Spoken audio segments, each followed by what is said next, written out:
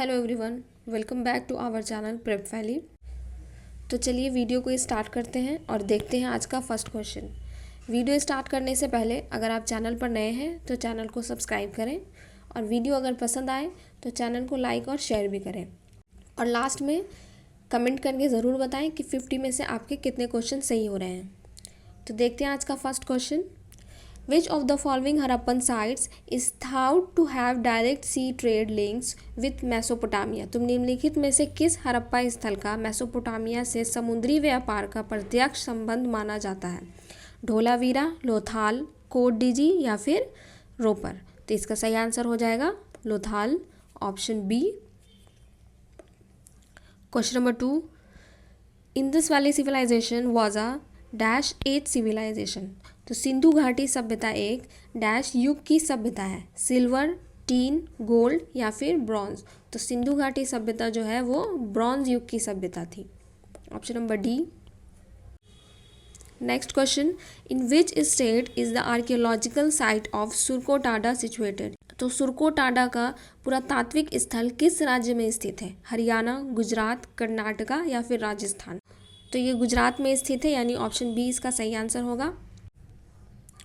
Question number 4, at which of the following sites was the first astronomical observatory of Harappan civilisation found? तो हड़प्पा सभ्यता की पहली खगोलीय वेधशाला निम्नलिखित में से किस स्थल पर मिलती थी?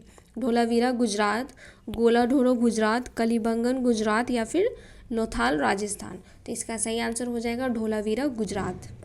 In which of the four Vedas is there a collection of magic mantras and tantra mantras to avoid and protection from evil spirits and diseases? तो चारों वेदाओं में से किसमें बुरी आत्माओं और बीमारियों से बचाव हेतु तांत्रिक और जादुई मंत्रों का संग्रह है? ऋग्वेद, यजुर्वेद, अथर्ववेद या फिर सामवेद? तो इसका सही आंसर हो जाएगा Atharvaveda. Question number 6, the main chief social unit of the Aryans was? तो आर्यों की मुख्य सामाजिक इकाई थी परिषद, गण, राजन या फिर जन? तो इसका सही आंसर हो जाएगा जन। परिषद जो है असेंबली या काउंसिल को कहा जाता था, गण जो है वो बेसिक सोशल यूनिट नहीं था और राजन जो है वो किंग या फिर रूलर को कहा जाता था। Question number 7, Malik Ikhtiyaruddin Altunia imprison Razia Sultan in which of the following forts? तो मलिक इख्तियारुद्दीन अल्तुनिया ने रजिया सुल्तान को निम्नलिखित में से किस किले में कैद किया था? Jaigarh fort of Jaipur, Golconda fort of Golconda, Mehrangarh fort of Jodhpur या फिर किला मुबारक ऑफ भटिंडा? तो इसका सही आंसर हो जाएगा Qila Mubarak of Bathinda, option number D. Question number 8, in which of the following years was the Delhi Sultanate establish? तो दिल्ली सल्तनत की स्थापना निम्नलिखित में से किस वर्ष हुई थी? 1342, 1290, 1453 या फिर 1206? तो इसकी स्थापना 1206 में हुई थी। Question number 9, ruler of slave dynasty Ghiyasuddin Balban adopted the title of? तो गुलाम वश के शासक गयासुद्दीन बलबन ने कौन सा उपाधि धारण की थी? नूर अल दीन, नूर महल, जिले इलाही या फिर जहांपना? तो इसका सही आंसर हो जाएगा जिले इलाही, मतलब shadow of God. Next question, in which year did the Mongols under the leadership of Genghis Khan invade Transoxiana in north eastern Iran? तो चंगेज खान के नेतृत्व में मंगोलों ने उत्तर पूर्वी ईरान के ट्रांसोक्सियाना पर कब आक्रमण किया था? 1208, 1213, 1205 या फिर 1219? तो इसका सही आंसर हो जाएगा 1219।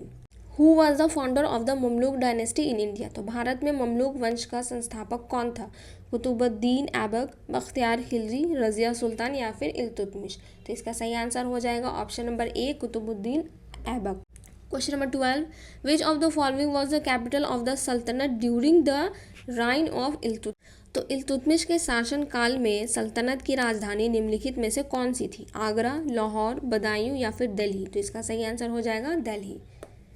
Question number 13, the period between in India's history is known as the Delhi Sultanate period? तो भारत के इतिहास में के बीच की अवधि को दिल्ली सल्तनत काल कहा जाता है। 1206 AD to 1526 AD, 1456 AD to 1675 AD, 745 AD to 1245 AD, 1105 AD to 1445 AD? तो इसका सही आंसर हो जाएगा 1206 AD टू 1526 AD, जो स्लेव डायनेस्टी से लेकर लोधी डायनेस्टी तक चली थी। British east India company defeated the Portuguese in the, तो ब्रिटिश ईस्ट इंडिया कंपनी ने पुर्तगालियों को डैश में हराया। Battle of Chamkaur, battle of Plassey, battle of Buxar या फिर बैटल ऑफ सुवाली। तो इसका सही आंसर हो जाएगा battle of Suvali, option number D, जो कि 1612 में हुई थी। Question number 15, in which year the administration of India was handed over the British monarch by the proclamation of queen Victoria. तो किस वर्ष रानी विक्टोरिया की उद्घोषणा द्वारा भारत का प्रशासन ब्रिटिश सम्राट को सौंपा गया था? 1842, 1858, 1864 या फिर 1887। तो इसका सही आंसर हो जाएगा 1858, ऑप्शन नंबर बी, क्योंकि रिवॉल्ट ऑफ 1857 के बाद क्वीन प्रोक्लेमेशन आया जिसके थ्रू इंडिया के एडमिनिस्ट्रेशन को ब्रिटिश मोनार्क को हैंड ओवर किया गया था।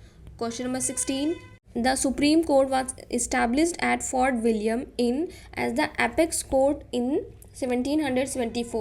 तो सुप्रीम कोर्ट 1774 में फोर्ट विलियम में डैश में सर्वोच्च न्यायालय के रूप में स्थापित किया गया था? कोलकाता, दिल्ली, शिमला या फिर मुंबई। तो इसका सही आंसर हो जाएगा कोलकाता।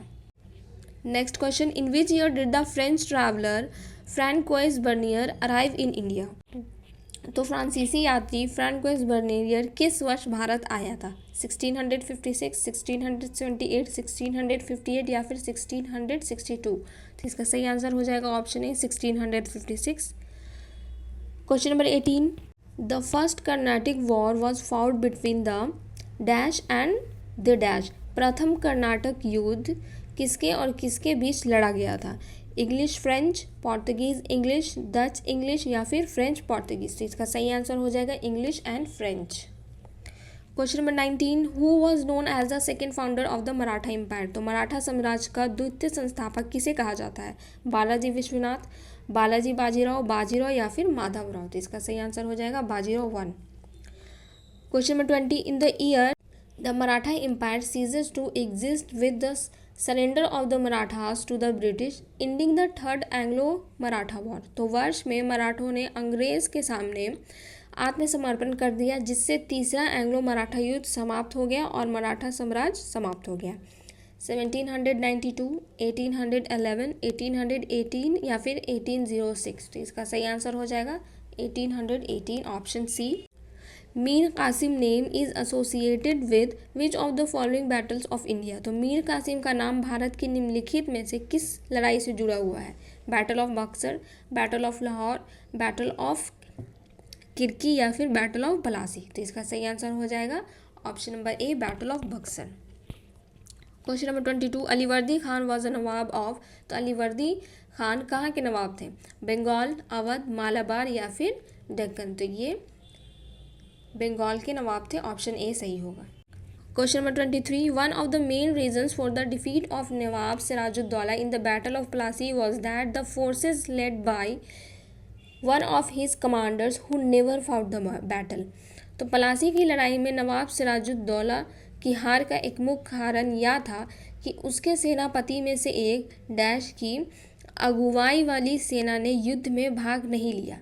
तो वह किसकी सेना थी? मीर खालिफ, मीर जाफ़र, मीर जुमला या फिर महताब खान। तो वो मीर जाफ़र की सेना थी।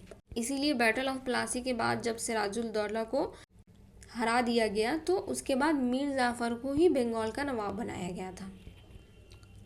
Question number 24, who sign the treaty of Alinagar with the British?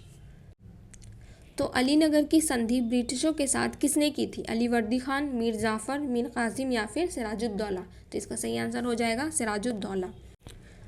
Question number 25, when did Shujauddaula Shah Alam sign treaties at Allahabad with Robert Clive? तो शुजाउद्दौला और शाह आलम ने रॉबर्ट क्लाइव के साथ इलाहाबाद में संधियां कब की थी?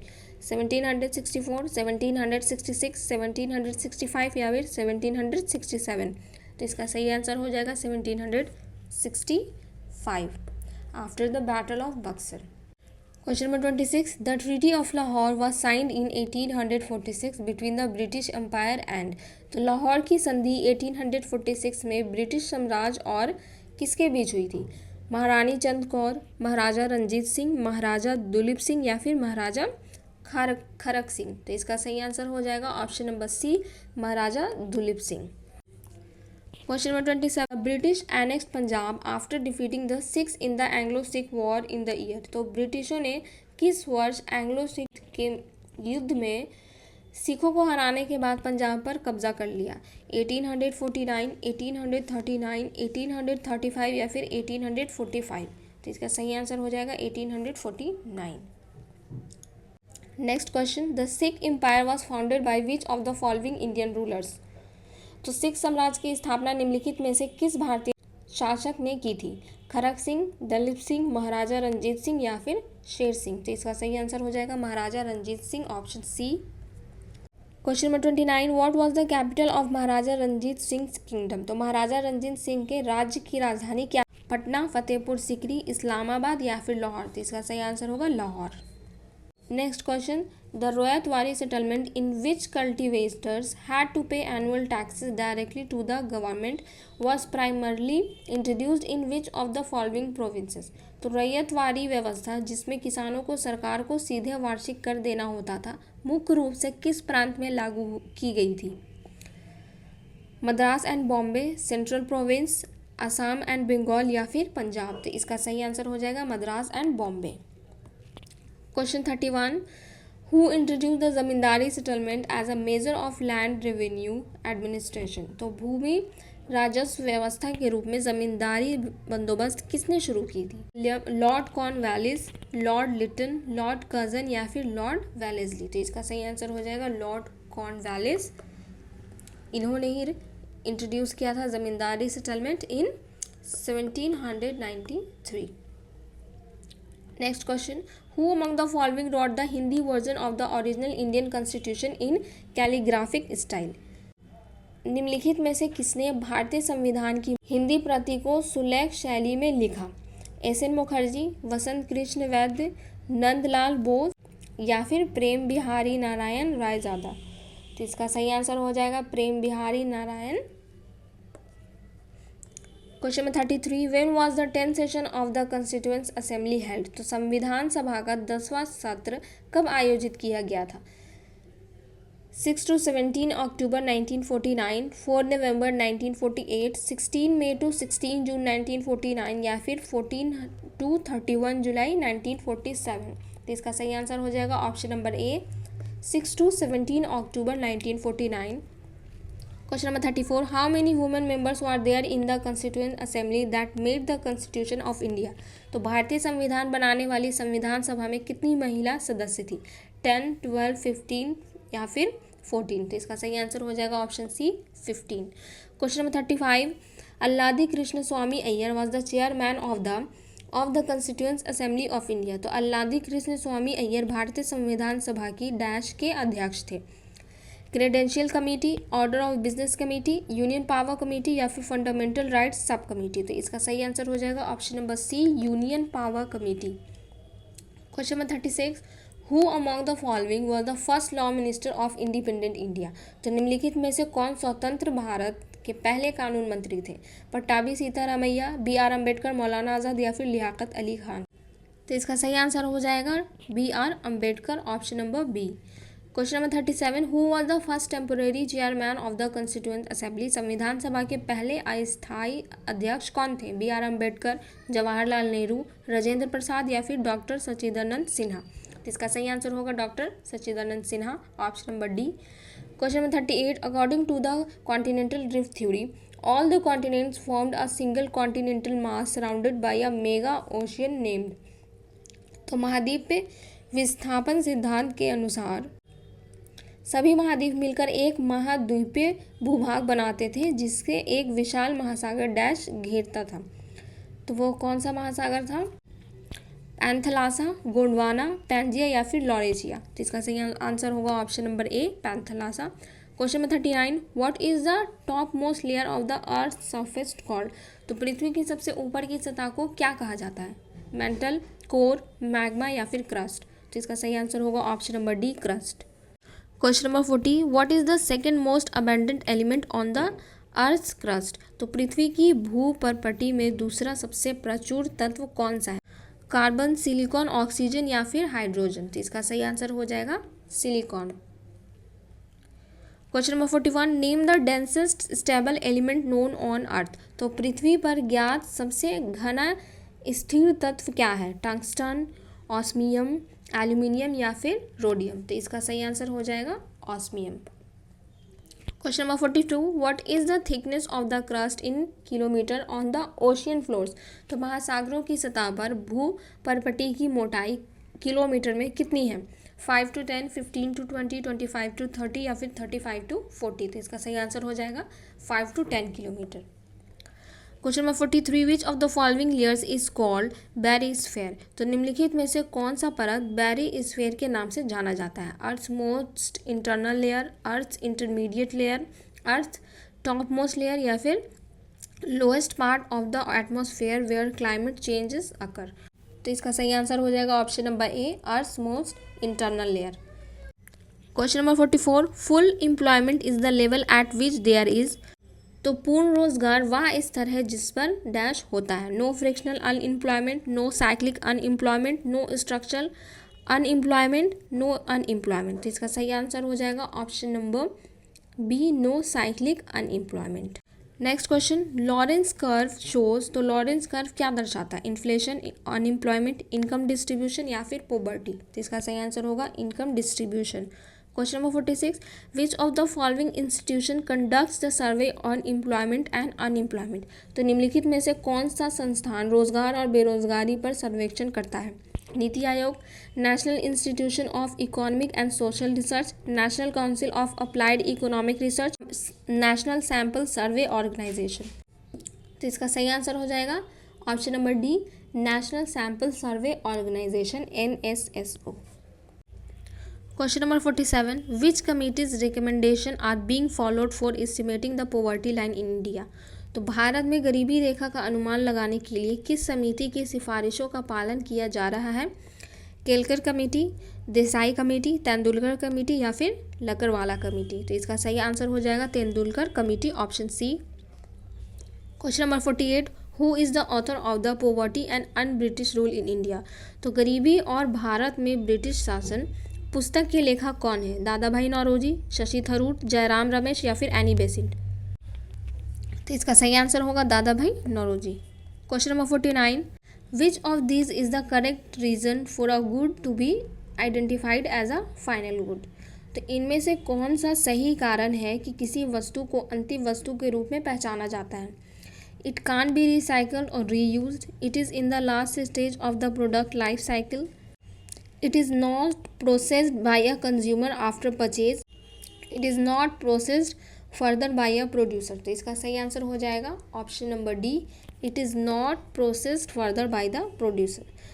क्वेश्चन नंबर 50, जो आज का लास्ट क्वेश्चन है, who among the following is considered as the father of modern atomic theory, निम्नलिखित में से किस आधुनिक परमाणु सिद्धांत का जनक माना जाता है? Robert Boyle, John Dalton, William Gibbs या फिर ऑटो हान? तो इसका सही आंसर क्या होगा ये आप लोग कमेंट बॉक्स में कमेंट करके बताइए। आज के लिए बस इतना ही।